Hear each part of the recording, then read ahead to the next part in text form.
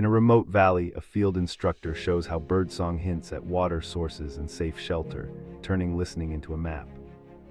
Two students trace a sunlit ridge, learning to orient using shadow length and a simple shadow stick compass. They collect dew from broad leaves and purify it through boiling, while a nearby elder explains why boiling kills pathogens. Later, the group tests a leaf litter shelter and a tarp shelter, comparing warmth, wind protection, and dry nights. This nature classroom captures how practical skills arise from observation, patience, and respect for ecosystems and elders.